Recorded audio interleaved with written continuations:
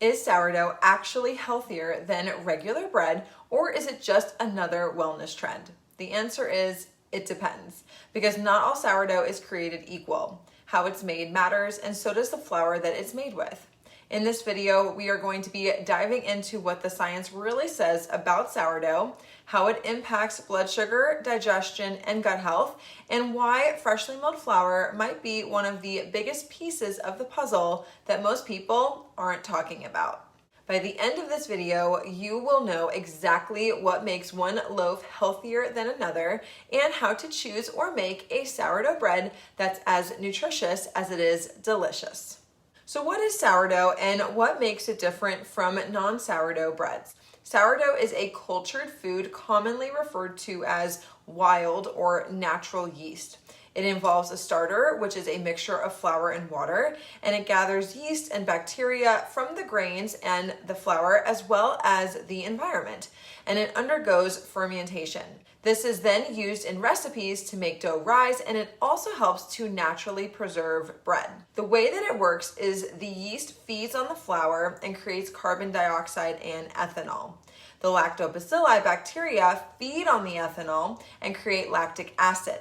So you're left with carbon dioxide and lactic acid. The carbon dioxide allows the dough to rise, and the lactic acid gives sourdough its classic taste, and it acts as a natural preservative and creates an unfavorable environment for bad bacteria and other organisms. You always leave a little starter behind so that you can feed it for your next recipe. It is a living culture, and it requires regular feedings of flour and water to keep it alive.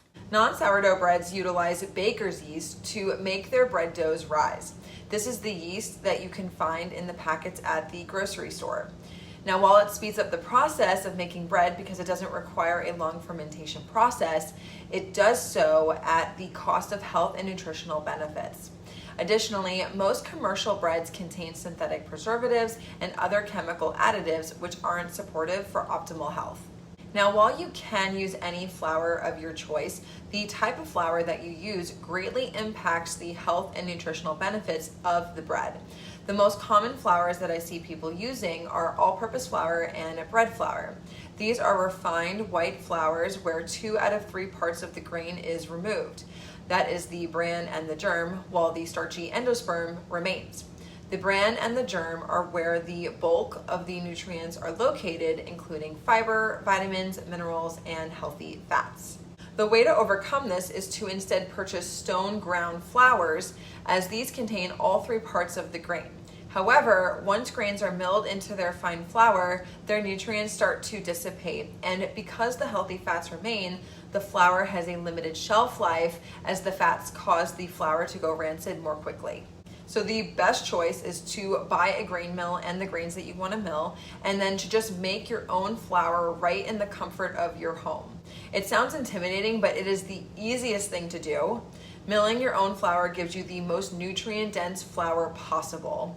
You only mill what you need for a recipe at any given time, and the grains in their intact form have a very, very, very long shelf life, so you don't have to worry about the flour or the grain going rancid. I will link my favorite grain mills in the description, and you can use code simply20 for $20 off. I also have where I get my grains linked in the description as well, and for that you can use the code Marissa for 10% off when you spend $75 or more. One of the health benefits of sourdough is that it reduces phytic acid content.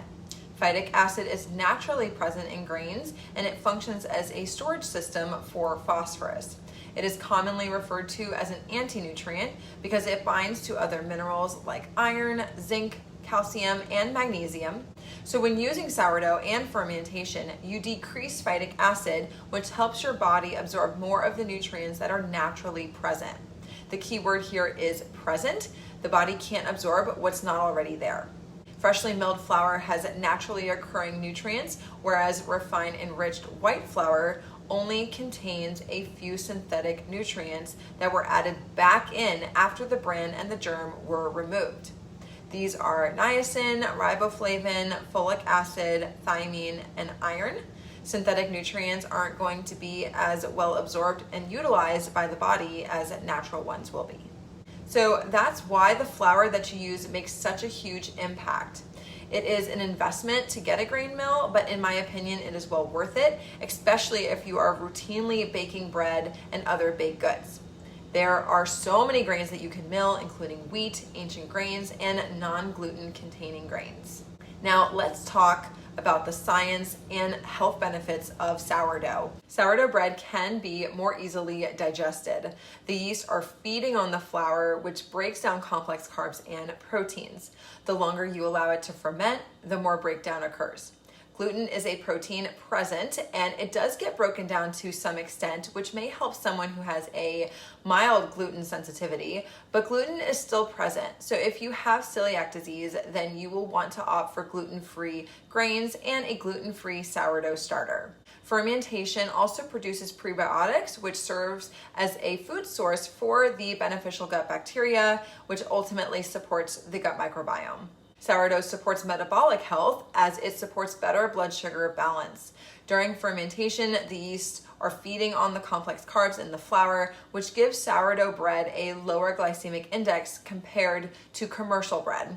This is true for both breads made with refined white flour and those made with stone ground flours. But with stone ground flours, you will also reap the digestive and blood sugar balance benefits of fiber, which is a very underrated nutrient. We already talked about higher nutrient availability as the fermentation reduces phytic acid, and sourdough bread is more filling than commercial bread. The fermentation increases resistant starch, which causes it to be digested more slowly and have that lower glycemic index. So it doesn't cause blood sugar spikes and crashes as profound as commercial breads, which affects how hungry you are.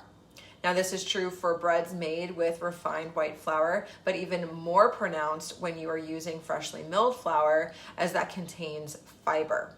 I know that for myself, when I'm eating commercial bread, it does not fill me up. I can eat several pieces, whereas with sourdough, I'm full after maybe like one or two. Now, not all sourdough is created equal, especially if you are not making it at home and you're instead buying it from the grocery store. True, authentic sourdough bread contains flour, water, salt, and live starter, and potentially some inclusions like nuts, dried fruits, herbs, etc. The sour flavor and the leavening all comes from the sourdough starter. So you want to look on the label for long fermented, or if you're at a local bakery, you can ask them about their process for their sourdough bread and what ingredients are used. If you are not making it or buying it from a local bakery, then you need to be checking the ingredient list. If you see that it contains yeast, active dry yeast, vinegar, citric acid, cultured wheat flour, lactic acid, preservatives, or additives, then the company took some shortcuts and it's not a true authentic sourdough bread. They put in ingredients to mimic the sour flavor and to bypass long fermentation. Some terms to be on the lookout for include sourdough flavor or sourdough style. My personal approach to sourdough bread is that I like to make it at home. I have a sourdough starter. I actually have two. One was given to me, and I also made one myself just so that I could film the process for you guys. You don't need to, I just happen to have two, and I kind of like having two, so I have a backup since I am filming all the time, just in case, you never know. I use my sourdough starters every weekend, which is when I have some time to bake and try new recipes. Currently, I use a 1-to-1 approach on the flour. I use half freshly milled flour, so I get lots of nutrients in my bread, and then I use half organic bread flour or organic unbleached all-purpose flour so that I get some more predictable baking results. I have made recipes with 100% freshly milled flour, and they are good, but they are a bit more dense, which makes sense since freshly milled flour is packed with fiber. So for me, this just helps me reach like a happy medium, but who knows, over time I may keep it this way or gradually continue increasing the proportion of the freshly milled flour. I know when I first got started, I just used all-purpose flour, and then as I got into milling grains, I started to slowly add more and more as time went on. At this point, I have milled wheat and spelt berries. I am about to get into einkorn and rye, so that'll be fun. On occasion, I will buy sourdough bread at the grocery store so long as it contains only the necessary ingredients and says long fermented on the label. and then I use that bread to make homemade breadcrumbs. It is not that easy to find healthy breadcrumbs out there, and so a lot of times I end up just making them myself. For me, it is hard to make sourdough bread for the sole purpose of making breadcrumbs. Once it comes out of the oven, I want to eat it fresh, and so in this season of my life, it's just easier for me to buy a loaf when I need to make breadcrumbs, which is not that frequent. But I will use the end pieces of the bread that I bake for breadcrumbs as well, so sometimes it's a mix, depending on what I have on hand. There is a local bakery to me that makes true authentic sourdough bread. I did seek them out, and it's delicious, but it's expensive. It's like $10 a loaf, and it's a bit of a drive for me to get there, so I rarely ever do that. I did it like only once. And so that's my personal approach with sourdough bread. So when it comes to sourdough, both fermentation and the flour that you use matters. I hope that this video helps explain why sourdough bread is healthier for you than commercial bread and provides you some guidance on what to look out for when purchasing it. If you are interested in learning how to make your own sourdough bread, then check out my playlist right here. I documented all of my sourdough products from the get-go. I shared creating a starter to baking and cooking with it, and me making all different types of recipes from bread to pancakes to desserts and more. By watching those videos, you get to learn about the process and see all of my mess ups and successful attempts, and hopefully see that anyone can make bread and that it can be a really fun and rewarding process. If you are interested in getting a grain mill and a grains to mill, then click the links in the description to get started. And if you have any questions, then comment those down below. But otherwise, I will see you in my next video. Thanks for watching.